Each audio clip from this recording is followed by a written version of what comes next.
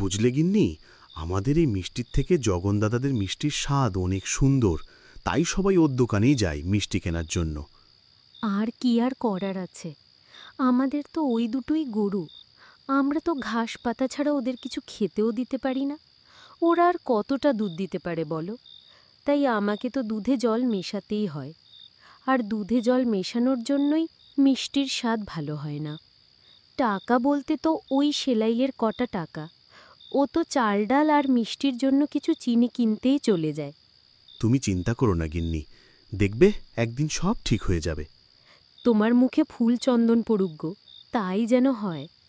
চলো এখন খেয়ে তাড়াতাড়ি শুয়ে পড়ো, সকালে তো বাজারে যেতে হবে তোমায়। হ্যাঁ, তাই চলো।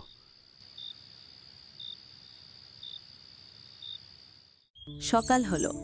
মাধব যথারীতি প্রতিদিনের মতো মিষ্টি নিয়ে বাজারের উদ্দেশ্যে বেরোল। গিন্নি, এলাম গো। হ্যাঁ, সাবধানে যাও।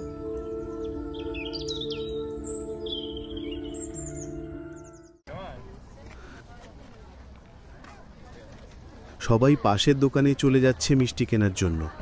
সকাল গড়িয়ে দুপুর হতে যায়, আর আমি একটা মিষ্টিও বিক্রি করতে পারলাম না। আমার কপালই খারাপ। হায় ঈশ্বর।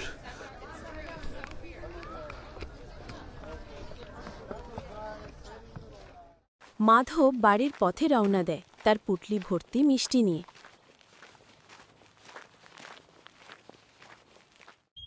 বাছা, একটু দাঁড়াবি? কে তুমি বুড়িমা? তোমায় তো আগে কখনো এখানে দেখিনি। আমার বাড়ি অন্য গ্রামে, এই দিকে এসেছিলাম ভিক্ষা করতে। আচ্ছা, বলো, আমায় দাঁড়াতে বললে কেন? সেই সকাল থেকে কিচ্ছু খাইনি, খুব খিদে পেয়েছে। তুই আমাকে কিছু খাওয়াতে পারবি? আমার কাছে তো তোমাকে খেতে দেবার মতো তেমন কিছু খাবার নেই, তবে কিছু মিষ্টি আছে। তুমি খাবে বুড়িমা? হ্যাঁ, খাবো, কেন খাবো না। তুই বরং তাড়াতাড়ি তোর ওই মিষ্টি আমায় দে দেখি। এই নাও বুড়িমা। তোর মিষ্টি তো খুব সুস্বাদু রে। কি যে বলো বুড়িমা, আমার মিষ্টির স্বাদ ভালো না বলে আমার থেকে কেউ মিষ্টি কেনে না, আর তুমি বলছো সুস্বাদু। যাই হোক, ওইসব ছাড়ো, তোমাকে আরও কয়েকটা মিষ্টি দিই বরং। না রে বাছা, আর খাবো না, আমার পেট ভরে গেছে। তবে তুই যে আমার কত বড় উপকার করলি তা তুই নিজেও জানিস না। আর এমন কি বুড়িমা, তেমন কিছুই তো খাওয়াতে পারলাম না, সামান্য দুটো মিষ্টিই তো দিয়েছি তোমায়। এটা আমার কাছে সামান্য নয় রে ছেলে। তাই, যেমনটা তুমি বলছো। আচ্ছা বুড়িমা, এবার তুমি বাড়ির দিকে রওনা দাও, না হলে তোমার বাড়ি পৌঁছোতে অনেকটা সন্দেহ হয়ে যাবে। আমিও যাই বাড়ির দিকে, এরপর গিন্নি চিন্তা করবে। হ্যাঁ, আমাকেও এবার যেতে হবে। আচ্ছা বাছা, শোন, এটা তুই সাথে নিয়ে যা, তোর হয়তো কোনো কাজে আসতে পারে। এটা কেন দিচ্ছ বুড়িমা? আমার বাড়িতে এমন পাত্র তো আছে, এটা তুমি রেখে দাও। হ্যাঁ মানছি, এমন পাত্র আছে তোর কাছে, কিন্তু এটা তো আর নেই, তুই তাই এটা রাখ। আচ্ছা, তবে তুমি বলো যে আমার বাড়িতে যে পাত্র আছে আর এই পাত্রের মধ্যে পার্থক্য কি? আছে, আছে, পার্থক্য আছে, তুই নিয়ে যা না, তাহলেই বুঝতে পারবি। হ্যাঁ আলি কেন করো বুড়িমা, বলোই না, কি পার্থক্য? বলছি বলছি, আগে তো নে এটা। আচ্ছা বেশ, তুমি বলছো যখন নিলাম। এবার তো বলো। শোন, তোর যখন যা মিষ্টি লাগবে এই পাত্র তোকে তখন তা দিতে পারে। কি বলছো বুড়িমা? এটা কিভাবে সম্ভব? সম্ভব, সম্ভব, সবই সম্ভব। পাত্র হাতে নিয়ে বলবি, দরবেশ, সন্দেশ, মন্দা মিঠাই, ঠিক যেমনটা আমি চাই। আর দেখবি ঠিক যেমন মিষ্টি তুই মনে মনে চাইবি, সেই মিষ্টি এই পাত্রে ভর্তি হয়ে যাবে। এমনটাও সম্ভব? হ্যাঁ রে, তবে আর বলছি কি, তবে বাচ্চা, একটি কথা সব সময় মনে রাখিস, পাত্র ততদিন, তুই সৎ যতদিন। আচ্ছা, তুই বাড়ি যা, আমিও যাই এবার। আচ্ছা, এসো তবে। এই বলে মাধব বাড়ির পথে রওনা দেয় আর ওই পাত্রটা নিয়েই ভাবতে থাকে। গিন্নি, গিন্নি, আরে ও গিন্নি, কোথায় গেলে? কি হলো? এত চিৎকার করছো কেন? আর এত দেরি হলো কেন তোমার? বলছি বলছি সব বলছি, আগে আমায় একটু জল দাও। এইবার বলো দেখি কি হয়েছে। শোনো তবে।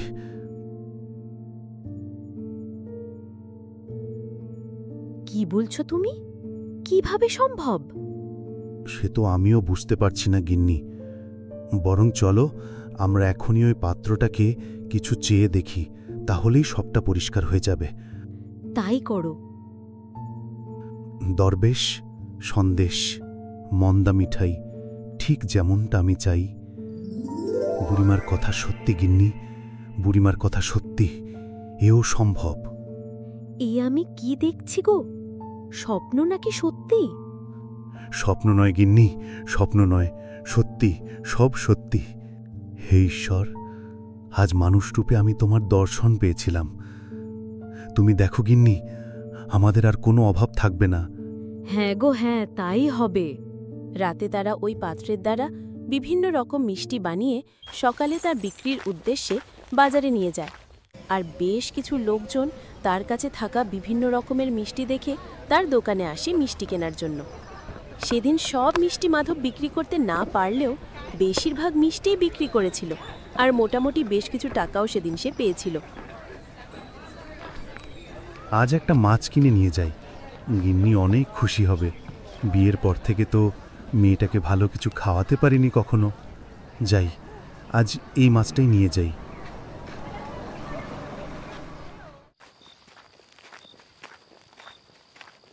গিন্নি, ও গিন্নি, দেখো কি এনেছি। আসছি। কই দেখি কি? এত বড় একটা কাতলা মাছ? হ্যাঁ, আজ জমিয়ে রান্না করো। সে তো ঠিক আছে, কিন্তু এ তো অনেক টাকা। আচ্ছা, আগে এটা বলো, আজ তোমার বিক্রি কেমন ছিল? আরে সবই তো এই মিষ্টি বিক্রির টাকা, আর এই মাছ কেনার পরও আমার কাছে কিছু টাকা এখনও আছে। শোনো, কখনো তো তোমায় কিছু দিতে পারিনি, তাই পথে আস্তে আস্তে মনে হয়েছিল বাকি টাকাটা দিয়ে তোমার জন্য একটা শাড়ি কিনে নিয়ে আসি। কিন্তু ভাবলাম তোমার যদি পছন্দ না হয়, তার থেকে বরং এটা ভালো, তুমি এই টাকাটা রাখো আর কাল গিয়ে নিজের পছন্দ মতো একটা শাড়ি কিনে নিয়ে এসো। আমার এখন শাড়ি লাগবে না, আমার পরবার মতো যথেষ্ট শাড়ি আছে। ওই টাকাটা তুমিই রাখো, কাজে লাগবে। কত শাড়ি আছে তা আমার জানা আছে, ওই তো দুটো, আজ এটা তো কাল সেটা। কাল গিয়ে একটা শাড়ি কিনে নিয়ে আসবে। আচ্ছা হোক, এখন খেতে এসো। হ্যাঁ, যাচ্ছি। আবার ঠিক যথারীতি পরের দিন সকালে সে তার মিষ্টি নিয়ে বাজারে যায়। আরে মাধব, কি মিষ্টি দিয়েছো ভাই! কাল তোমার মিষ্টি খেয়ে আমার বাড়ির লোক আজ আবার পাঠিয়েছে আমাকে মিষ্টি আনতে। সত্যি অনেক সুস্বাদু তোমার মিষ্টি। ধন্যবাদ রহিমদা, এই নাও তোমার মিষ্টি। হ্যাঁ হ্যাঁ, দাও, আর এই নাও তোমার টাকা। আবার এসো রহিমদা। আসতে তো হবেই ভাই মাধব, মিষ্টি তুমি যা স্বাদ করেছো।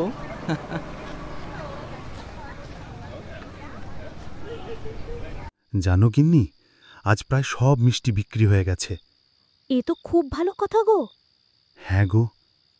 আচ্ছা গিন্নি, খেতে দাও তুমি আমায়, খুব খিদে পেয়েছে। তুমি হাত মুখ ধুয়ে বসো, আমি তোমার খাবার নিয়ে আসছি। আমি তোমায় বলেছিলাম না গিন্নি, একদিন সব ঠিক হয়ে যাবে। আর দেখো, তাই হয়েছে। হ্যাঁ গো, তাই, ঠিক যেমনটা তুমি বলেছিলে। পরের দিন থেকে মাধবকে আর একটা মিষ্টিও আর বাড়ি ফিরিয়ে নিয়ে আসতে হতো না। তার সব মিষ্টি বিক্রি হয়ে যেত। এভাবেই বেশ সুখে শান্তিতে কাটছিল তাদের জীবন। হঠাৎ কয়েক মাস পর বলছি শোনো না, অনেক দিন ধরে একটা কথা তোমায় বলবো ভাবছি। ভাবছো কেন?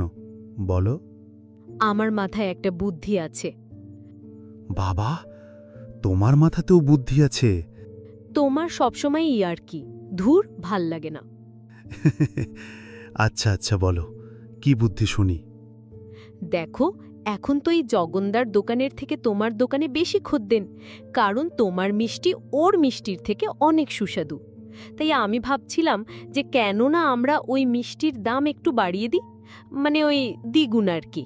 তাহলে আমাদের হাতে একটু বেশি টাকা আসতে পারত। তোমার কি মাথা খারাপ হয়ে গেছে? এমন কাজ আমি করতে পারবো না। এ তো মানুষকে ঠকানো হবে। লোক ঠকিয়ে আমি বড়লোক হতে চাই না। যাই হোক, তুমি যা বলেছ, এরকম কথা আর ভেবও না। আরে লোক ঠকাতে কোথায় বলছি, শুধু বলছি দামটা একটু বাড়িয়ে দাও। এরকম হয় না বিন্নি। আর তুমি এটা ভেবে দেখেছ কি যে আমি যদি মিষ্টির দাম বাড়িয়ে দিই, তবে লোক আমার থেকে কেন মিষ্টি নেবে? তখন তোরা অন্য দোকানে চলে যাবে। এই রকমটা একদমই হবে না, কারণ তোমার মিষ্টির স্বাদের কাছে অন্যের মিষ্টি কিচ্ছু না। তুমি যতই দামি নাও না কেন, খদ্দেন তোমার কাছেই আসবে। সেটা তুমি ঠিকই বলেছ, কিন্তু এটা করাটা কি ঠিক হবে? ভুলও কিচ্ছু হবে না। আচ্ছা, এখন ঘুমাও। কাল বাজারে যাই, দেখছি কি করা যায়।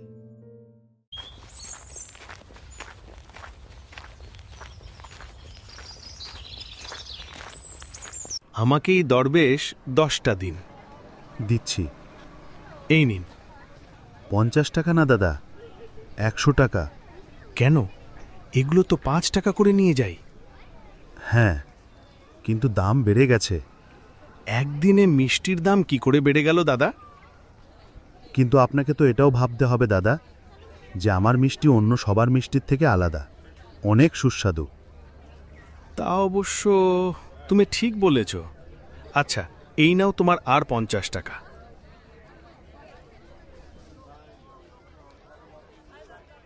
কি গো, আমি কাল যা বলেছিলাম করেছিলে?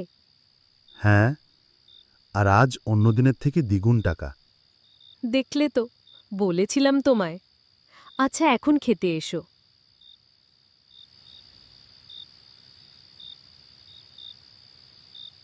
গিন্নি, রান্নাঘর থেকে আসার সময় পাত্রটা নিয়ে এসো, মিষ্টিগুলো বানাতে বসি। আসছি। কই গো? সর্বনাশ হয়ে গেছে, পুরো ঘর খুঁজে ফেলেছি, ওই পাত্র কোত্থাও নেই। নেই মানে? ভালো করে দেখো, ঘরেই আছে। না, নেই। আমি পুরো ঘর তন্ন করে খুঁজে ফেলেছি, কোথাও নেই। হায় ঈশ্বর, কি সর্বনাশ হয়ে গেল এটা! এখন কি করব আমি, কি করব? বুড়িমা বলেছিল, পাত্র ততদিন, তুই সৎ যতদিন। তোমায় আমি তখনই বলেছিলাম গিন্নি, এমনটা ঠিক না, কাউকে ঠকানো উচিত না। হ্যাঁ গো, হ্যাঁ, অনেক বড় ভুল হয়ে গেছে আমার। এমনটা করা উচিত হয়নি। হে ঈশ্বর, তুমি ক্ষমা করে দাও আমায়। আমি টাকার লোভে এমন সিদ্ধান্ত নিয়েছিলাম। তুমি আমায় ক্ষমা করো ঈশ্বর, তুমি আমায় ক্ষমা করো। এমন ভুল আর কখনো হবে না, কোনো দিন না। ক্ষমা করো প্রভু, ক্ষমা করো তুমি আমাকে।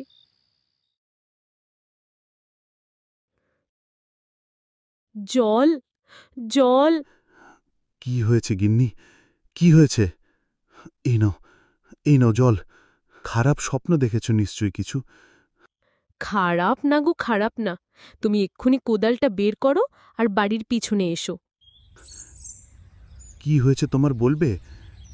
এই ভোরবেলা কোদাল নিয়ে আসতে বললে কেন? বলছি, আগে তুমি তাড়াতাড়ি এদিকে এসো আর এই জায়গার মাটিটা 3 ফুট অবধি খনন করো। কিন্তু কেন? তুমি করোই না আগে। কি সব শুরু করলে বলো তো? আগে তুমি আমাকে একটু পরিষ্কার করে বলবে কি করতে চাইছো? বলবো বলবো, সব বলবো, এখন খুঁড়ো। আচ্ছা, জ্বালায় পড়া গেল তো। এটা আবার কি? দেখি তো। আরে থামো থামো, কি করছো? পাগল হলে নাকি? কেন? আরে এ যে সেই তোমাকে দেওয়া বুড়িমার পাত্র। কি বলছো তুমি? এ যে সেই বুড়িমার দেওয়া পাত্র গিন্নি, এই যে সেই বুড়িমার দেওয়া পাত্র। হে ঈশ্বর, ক্ষমা করে দাও, তুমি আমায় ক্ষমা করে দাও। আমি অনেক বড় ভুল করে ফেলেছিলাম, অনেক বড়। কিন্তু তুমি কি করে জানলে যেই পাত্র এখানে আছে? স্বপ্নে গো, স্বপ্নে। শোন মেয়ে, তুই যেটা করেছিস ঠিক করিসনি, কিন্তু এইটাও ঠিক যে আমি তোকে এভাবে কষ্ট পেতে দেখতে পারছি না। তাই ভবিষ্যতে এরকম ভুল যাতে আর না হয় সেদিকে লক্ষ্য রাখিস। শোন, তোর বাড়ির পেছনে যে আম গাছটা আছে তার পাশে 3 ফুট মাটির গভীরতায় ওই পাত্র আছে। যা গিয়ে নিয়ে আয়, আর যা বলেছি ওটা যেন মনে থাকে। আজ থেকে আমি তোমায় কথা দিচ্ছি, আমি আর কখনো কিছুর ওপর লোভ করব না।